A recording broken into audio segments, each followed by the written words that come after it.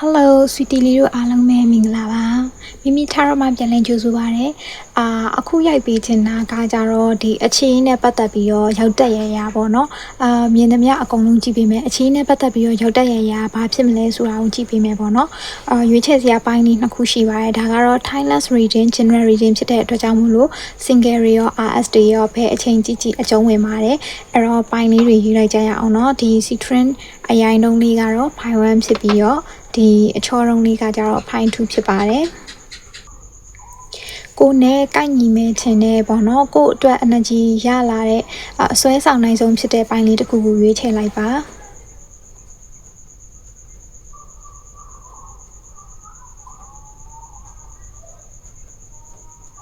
ဟုတ်ပါပြီဒါဆိုလို့ရှိရင်မမီနဲ့ reading မှာပြန်ပြီးတော့တွေ့ဆုံကြပါမယ်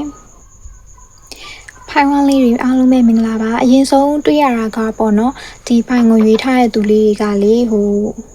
ပျော်ရွှင်နေတဲ့သူတွေထပ်စားလို့ရှိရင် single ပဲဖြစ်ဖြစ် RS ပဲဖြစ်ဖြစ်ပေါ့နော်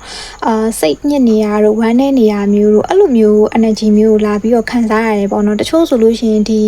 အချစ်နဲ့ပတ်သက်ပြီးတော့ပေါ့နော်ဝမ်းနေလို့မအိပ်နိုင်မစားနိုင်ဖြစ်ပြီးတော့ခန္ဓာကိုယ်ကပါပိန်သွားတာမျိုးတို့ဟိုလိုကြည့်မကောင်းတော့တာမျိုးပေါ့နော်တချို့ယောက်ျားလေးဆိုရင်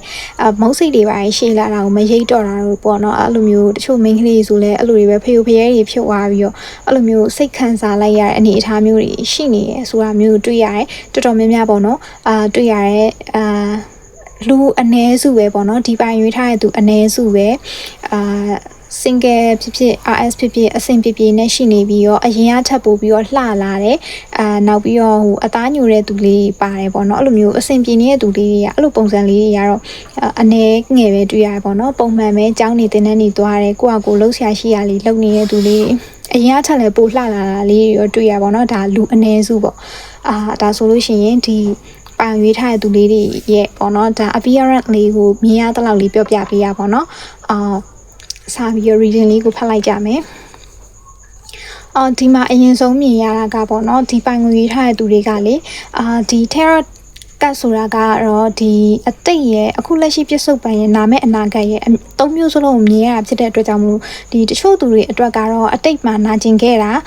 တချို့သူတွေအတွက်ကကြတော့အခုလက်ရှိပြစ္ဆုတ်ပံမှာနာကျင်နေရမျိုးပေါ့နော်အဲ့လိုမျိုးလေးကိုလာပြီးတွေ့ရတဲ့ single ပဲဖြစ်ဖြစ် RS ပဲဖြစ်ဖြစ်ပေါ့နော်အဲ့လို single ဆိုလို့ရှင်လေအတိတ်တုန်းကကိုလူတစ်ယောက်နဲ့တိတ်မကြသေးခင်တော့မှလမ်းခွဲထားတာဒါမှမဟုတ်လို့ရှိရင်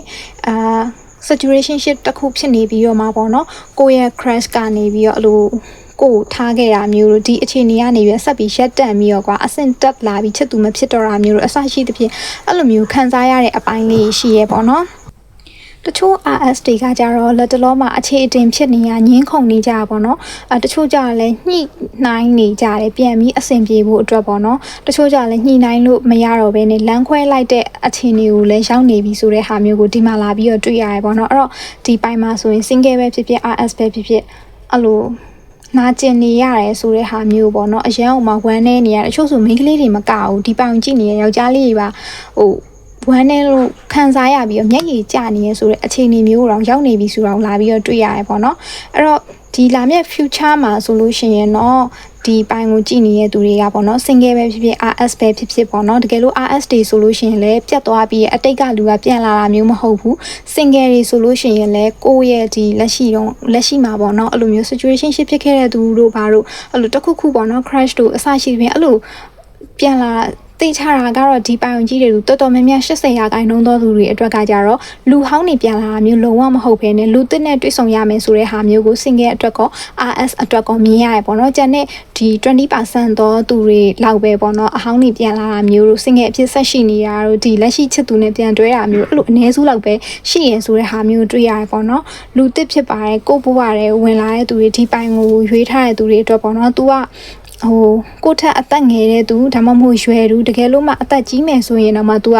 အဲ့လိုခန္ဓာကိုယ်ပြည့်ပြည့်လေးနဲ့နှုတ်ပြိုတယ်ပေါ့နော်နှုတ်ပြိုတဲ့သူမျိုးဖြစ်တယ်နောက်ပြီးတော့လက်လေးခြေလေးတွေလည်းလှပြီးတော့အဲ့လိုပြည့်ပြည့်ဖောင်းဖောင်းလေးရှိရဲမိန်းကလေးပဲဖြစ်ဖြစ်အောင်ကြားလေးပဲဖြစ်ဖြစ်မျက်နှာဝိုင်းတဲ့သူလေးဖြစ်တယ်ပေါ့နော်အဲ့လိုလူလေးအဲ့လိုပုံစံတရံရှိတဲ့သူလေးတွေ့လိမ့်မယ်ပေါ့နော်နောက်ပြီးတော့ဟို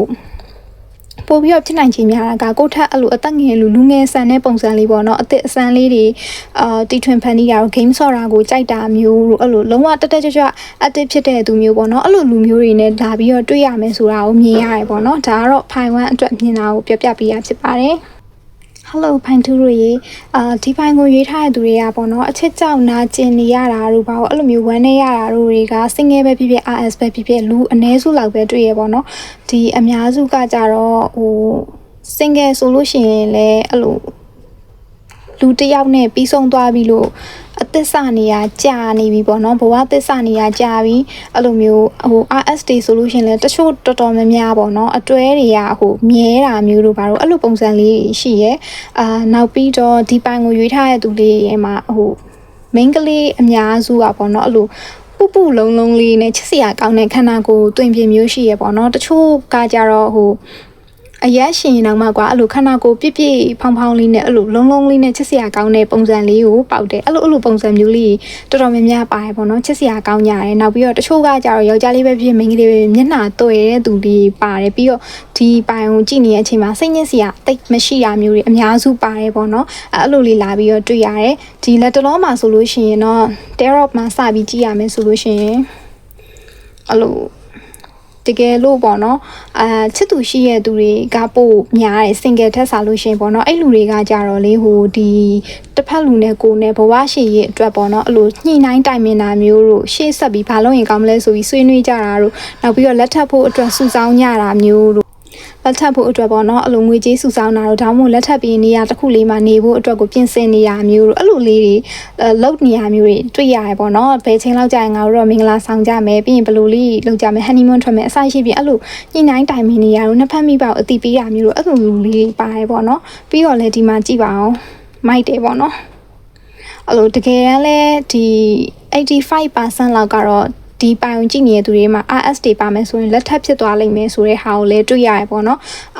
ဟို right person ပေါ့ပြောရမယ်ဆိုလို့ရှိရင်တော်တော်များများပေါ့နော်ဒီပိုင်ရွေးတဲ့သူတွေမှာပါတယ်နောက်တစ်ခုကကြတော့တကယ်လို့မှ single လေးတွေဆိုလို့ရှိရင်လည်းဒီပိုင်ကြည့်နေတဲ့သူတွေမှာတချို့ single သားဆိုတဲ့ဒါပေမဲ့လေsituation shit တဲကိုဝင်နေရတော့အဲ့လို friend ဆောင်တွေကထွက်ထားပြီးတော့ပေါ့နော်အဲ့လိုသူငါ့ကိုဖွင့်ပြောတော့မယ်ဒါမှမဟုတ်လို့ရှင်လဲငါသူ့ကိုဖွင့်ပြောတော့မယ်ဆိုအချင်းချင်းသိနေကြတယောက်နဲ့တယောက်ကလည်းကြိုက်နေကြအချင်းကြီးလည်းကောင်းနေရဲဆိုရဲသူတွေတော်တော်များများပါတယ်ပေါ့နော်အနည်းစုလောက်ပဲအချင်းကြီးမကောင်းတဲ့သူမျိုးရှိရပါပေါ့အများစုကတော့အချင်းကြီးကောင်းတယ်ပြီးတော့ဒီလူနဲ့လည်းဟိုတွဲဖြစ်လိမ့်မယ်ပေါ့နော်ဒီလူနဲ့တွဲဖြစ်လိမ့်မယ်ဆိုတာဒီ6လအတွင်းမှာကိုအခု single တွေကဟိုဒီတစ်ဖက်လူနဲ့တွဲဖြစ်လိမ့်မယ်ပေါ့နော် single ဘဝကနေပြီးတော့ကျွတ်လိုက်မယ်ဆိုတဲ့ဟာမျိုးကိုလာပြီးတော့တွေ့ရတယ်ပေါ့နော်အဲ့လိုမျိုးလေးမြင်ရတယ် okay နောက်ပြီးတော့ RS တွေလည်းအဲ့လိုပဲ6လလောက်အနေအထားမျိုးရောက်ရင်တော့တချို့မင်္ဂလာဆောင်ဖြစ်သွားတာ single လေးဆိုလို့ရှင်လည်းတွဲဖြစ်သွားတာမျိုးလို့အဲ့လိုတိတ်မကြောက်ဘူးပေါ့နော်ဒီ reading ကိုကြည့်နေတဲ့အချိန်တစ်နှစ်အတွင်းမှာဟိုအဲ့လို RS အတွက်ကော single အတွက်ကောကောင်းမွန်တဲ့ပြောင်းလဲခြင်းတွေအပြောင်းအလဲဖြစ်သွားလိမ့်မယ်ဆိုတဲ့ဟာမျိုးကိုမှတ်မိရဒီမှာလာပြီးတော့မြင်ရတယ်ပေါ့နော်တချို့ကြတော့ဒီ RS တွေဆိုလို့ရှိရင်မင်္ဂလာဆောင်ပြီးသွားလို့ရှိရင်နိုင်ငံခြားမှာသွားနေရမျိုးလို့အဲ့လိုနည်းနည်းကိုလက်ရှိနေတဲ့နေရာအထက်ကွာဝေးတဲ့နေရာကိုလက်ထပ်ပြီးတော့နှစ်ယောက်သားပြောင်းကြတာမျိုးလို့ဒါမှမဟုတ်လဲအဲ့လိုhoneymoon ကွာအဲ့လိုနိုင်ငံခြားသွားတာတို့ဒါမှမဟုတ်ကိုကရန်ကုန်မှာနေရဆိုသူနဲ့ကိုနဲ့လက်ထပ်ပြီးသွား honeymoon ကိုနယ်ဘက်ကိုပေါ့နော်အဲ့လိုဟိုပါလဲပြင်ဦးလွင်နေပါတယ်အဲ့လိုပင်လယ်ကမ်းခြေရှိတဲ့နေရာတွေအဆရှိဖြင့်အဲ့လိုမျိုးဝေးတဲ့နေရာမျိုးပေါ့နော်အဲ့လိုနှစ်ယောက်သား honeymoon ထွက်ကြတာမျိုးတို့ပြောင်းရွှေ့နေထိုင်တာတို့ရေချားမြေချားကိုပြောင်းကြတာအဲ့လိုပုံစံလေးတွေကိုဖြစ်လိမ့်မယ်ဆိုတဲ့ဟာကိုဒီမှာလာပြီးတော့မြင်ရတယ်ပေါ့နော်ဟုတ်ပါပြီဒါကတော့ပိုင်တူတွေအတွက်ကြည့်ပေးထားဖြစ်ပါတယ်နောက်လာတဲ့ reading တွေမှာလည်းအားလုံးပဲမမှတ်မိနဲ့ပြန်ဆောင်ကြပါမယ်เนาะအားလုံးပဲတက်တာ